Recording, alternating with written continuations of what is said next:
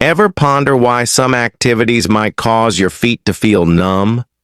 What if I told you that several typical exercises that you've been told are healthy might really be making your numbness worse? You might believe it's just age or a small annoyance. Even worse, they can be robbing you of your independence, raising your danger of falling, and subtly harming your nerves. I know from experience that not all activity is beneficial, especially as we age, having traveled the route of life for many decades.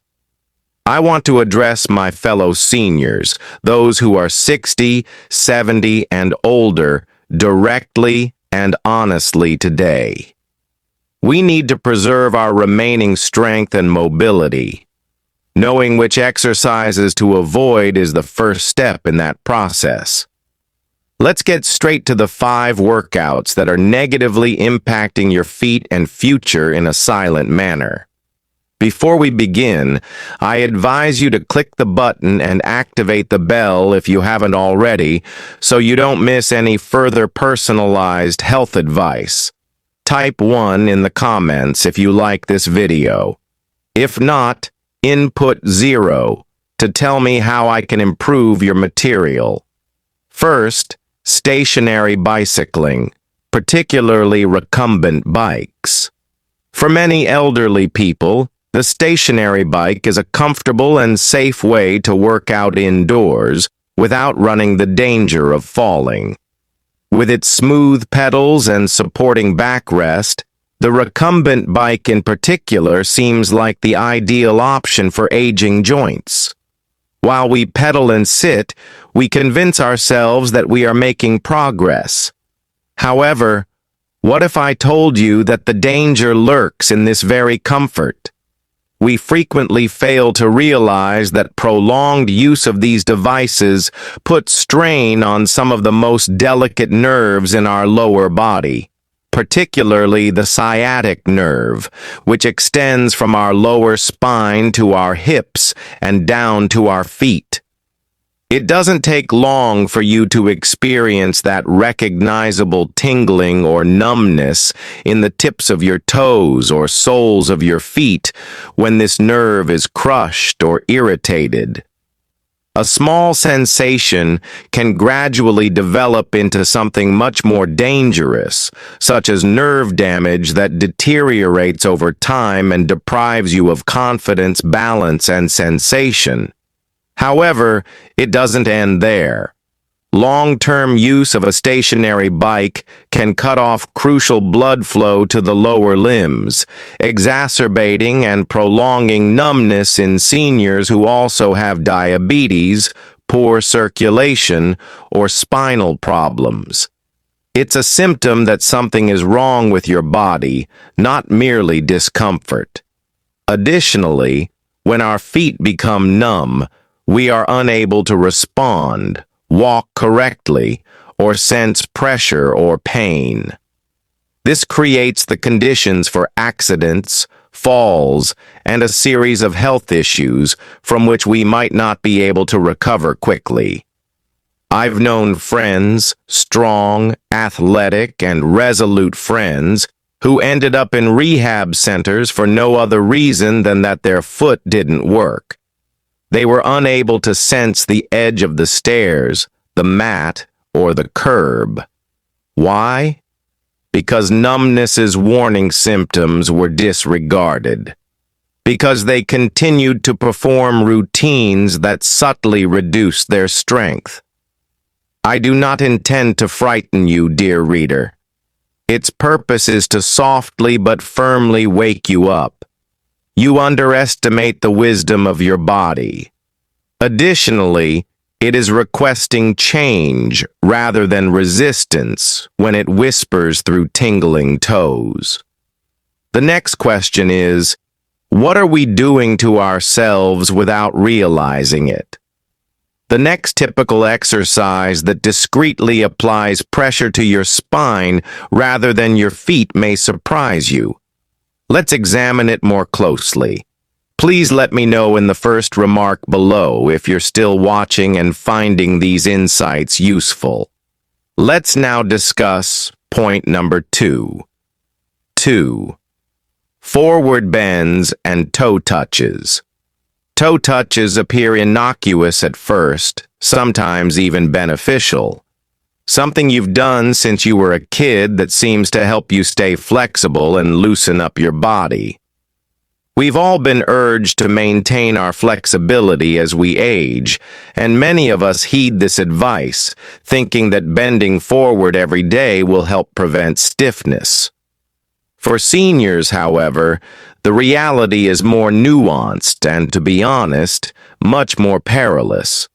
The spine grows less forgiving as we age.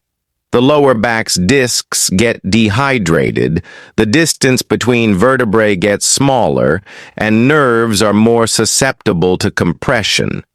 The lower spine is put in a susceptible position when you bend down rapidly or reach forward in a deep toe touch, especially if you're not supported properly. In the time, it could feel like a nice stretch. But what's really occurring is that spinal nerves, which regulate sensation in your legs, ankles, and feet, may be pinched. Not all of the time does this pinching cry out in agony.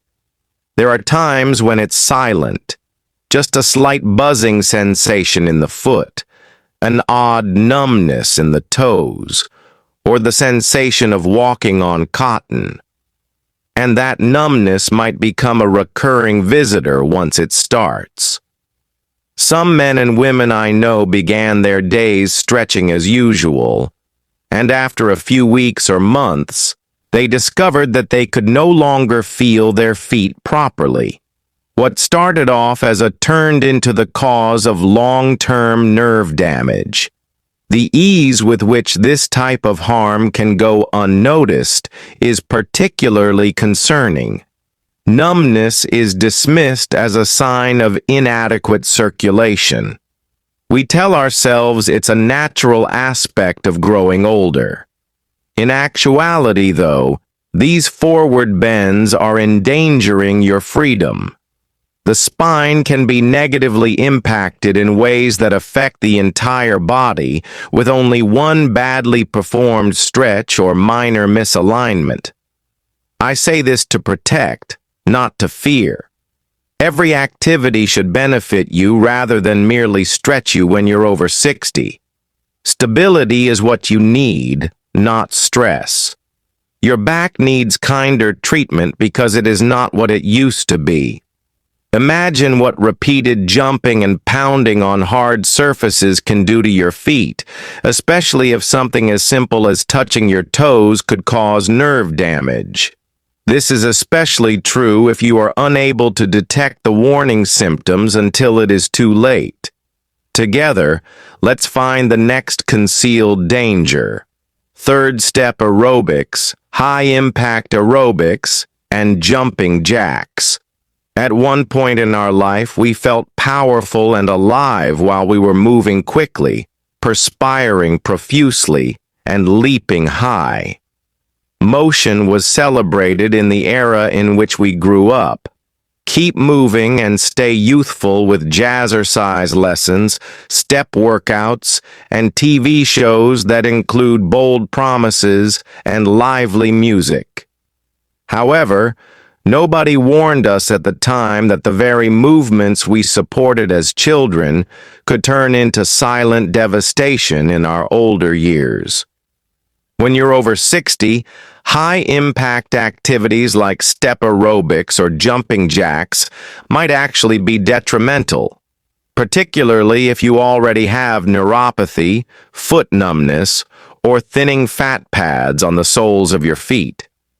A shock travels up through the feet, into the knees, and deep into the spine with every leap and hard landing.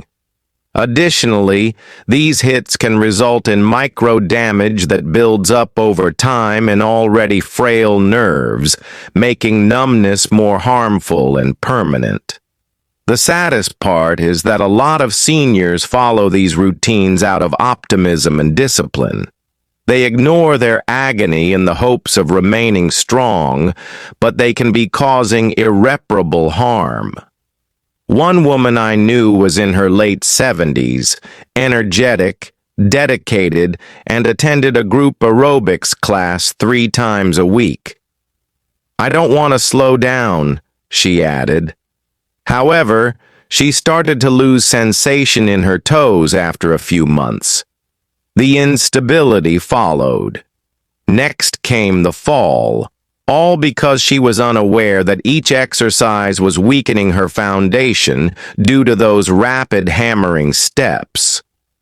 You see, these workouts aren't necessarily immediately dangerous. Numbness develops gradually. The body adjusts to discomfort, conceals it, and persuades us to continue. However, we lose the opportunity to preserve what is still functional when we disregard the hints of hurting joints or tingling feet. And even crossing the kitchen floor becomes dangerous once our senses are gone. Being active is important, but our movement patterns need to change. Instead of hurting us, movement should now cure us. If you think it's dangerous to pound your feet on the floor, consider the consequences of standing on one leg, maintaining the position, and making your foot support your entire body weight. The following exercise may be the most unsettling of them, despite its elegant appearance. Please let me know in the first remark below if you're still watching and finding these insights useful. Let's go on to point number 4 now. Fourth tree pose, warrior pose, and other prolonged standing yoga poses have long been hailed for their soothing, healing effects. Many elders find it to be the ideal fusion of movement and awareness, a gentle method of maintaining a connection to the body. Indeed, yoga has therapeutic benefits. However, not every yoga pose is suitable for older bodies, particularly ones that require standing on one foot for extended periods of time. Even if they have a lovely appearance, poses like warrior or tree can subtly become traps for people who already have foot numbness or instability. Many people are unaware that standing in one of these positions for an extended period of time, supporting all of your weight on one foot, puts additional strain on the tiny, frequently weak nerves in your ankles and feet.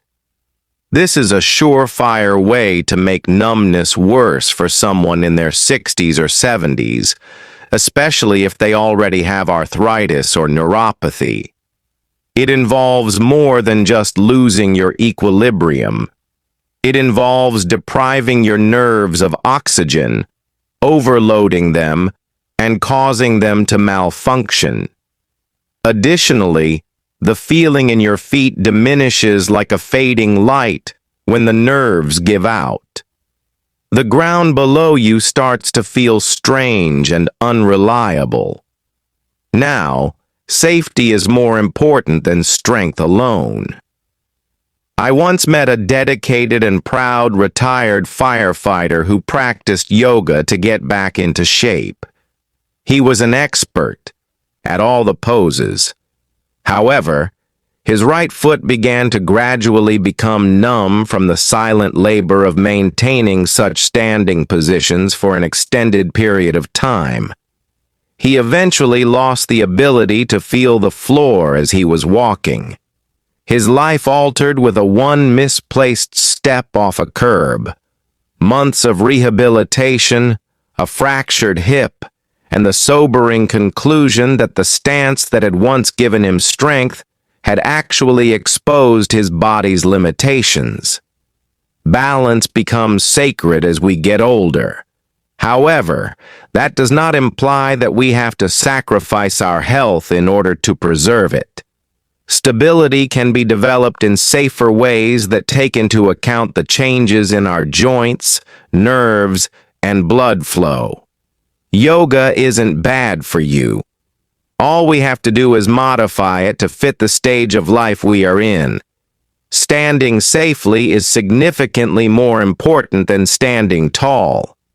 What about the one exercise that most of us perform without consideration if silent postures can have such a significant impact on your nerve health? Strolling. Particularly when done for an extended period of time, on unforgiving surfaces, and in shoes that don't support us. Because it's probably a part of your everyday routine, the last hidden threat might surprise you. 5 long treks while wearing inappropriate footwear. Strolling. It appears to be the most straightforward and secure type of workout. Wellness articles laud it, doctors advise it, and many of us adopt it as a daily routine. As we put on our shoes, we convince ourselves that we are taking care of our thoughts, our joints, and our hearts.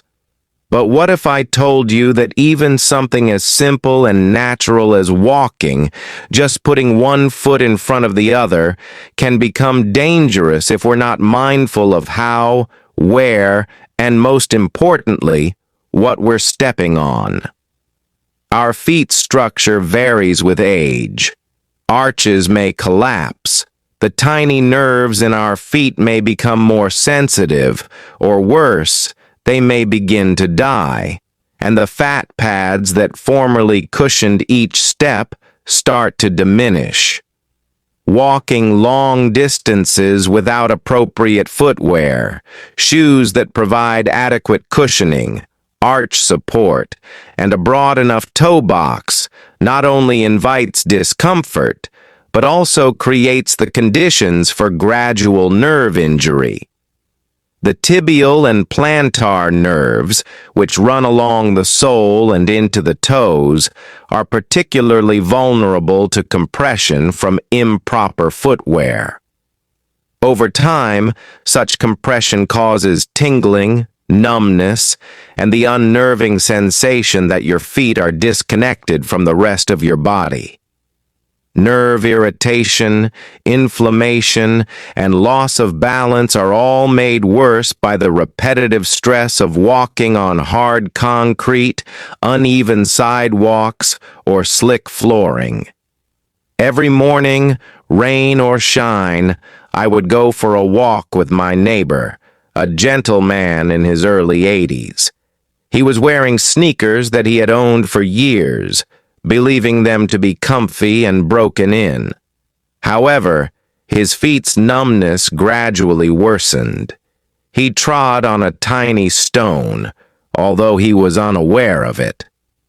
The blister that was developing from the seam pressing against his heel was invisible to him. A minor cut had developed into a serious infection by the time he sought medical attention. He was hurt by anything other than the walk. It was the unprotected stroll. You see, it's only safe to walk when your senses are intact and your feet are properly supported. More than just sensation is taken away when numbness sets in. It takes away our consciousness, which is what keeps us upright, secure, and in charge. Therefore, consider whether your shoes are helping you or subtly hurting you before you go tomorrow. You may be asking yourself, what can we do safely now that we've discovered these hidden dangers? Is it possible to maintain our strength, adaptability, and equilibrium without jeopardizing the aspects of ourselves that we most depend on? Let's examine the exercises that genuinely respect and support the aging body. What you should do. Instead, it's normal to feel unsure, perhaps even disheartened, after learning about the workouts that might be damaging your nerves and feet. If I shouldn't be riding my bike, stretching, jumping, or even walking for too long, what else am I supposed to do? There's still a lot you can do, I assure you. Staying active isn't enough, though. You also need to move wisely and with compassion for the body you've worked so hard to build over the years. We no longer need to demonstrate our strength in this chapter of our lives. It's about selecting exercise that honors an aging body's wisdom and fragility. It all comes down to doing activities that support rather than test your nerves, that rejuvenate your joints rather than wear them out.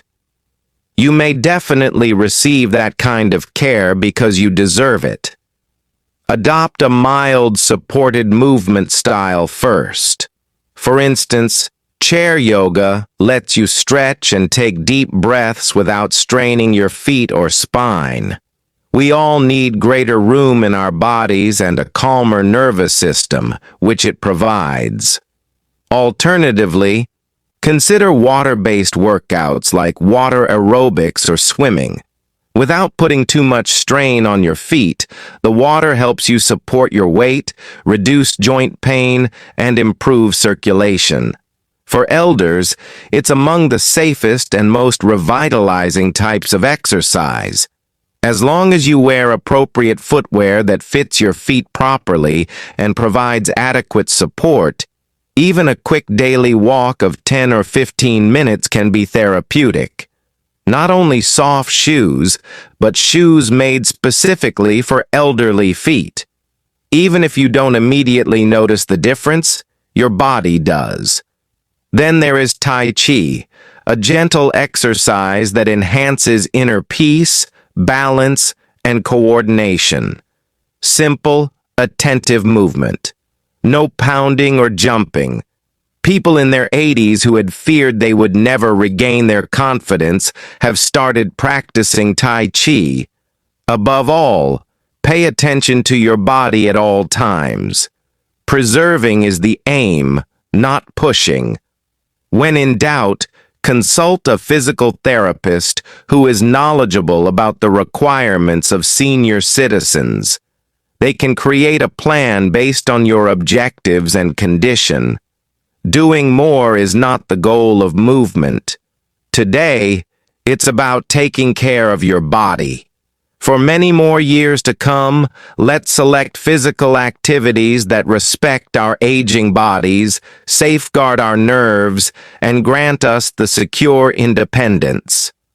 Last words. A senior's message to another senior. I have learned a lot as I've aged. It has taught me the value of being present, the beauty of slowing down, and the silent strength of wisdom.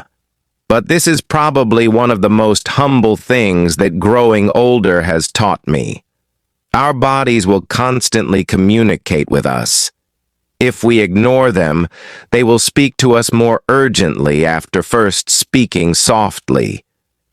Old age isn't the cause of the odd tingle in your feet, the dull ache in your lower back after stretching, or the loss of balance that feels like clumsiness. Your body is telling you to be kind by tapping you on the shoulder. I've been carrying you for a while. Now please look after me. You see, we didn't think when we pushed through pain when we were younger. Not because we didn't experience agony, but because we thought that strength meant disregarding it. We ran harder, leaped higher, and lifted heavier. We believed that resilience was the capacity to bear hardship. However, resilience is now a very distinct concept. It lies in our capacity to accept, modify, and honor the body that has been bestowed upon us, despite its ever-changing state. I'm 90 years old. I've witnessed the passing of the seasons and the fall of strong people. Not because they were weak, but rather because they failed to notice the silent toll that was taking on their nerves, feet, and equilibrium.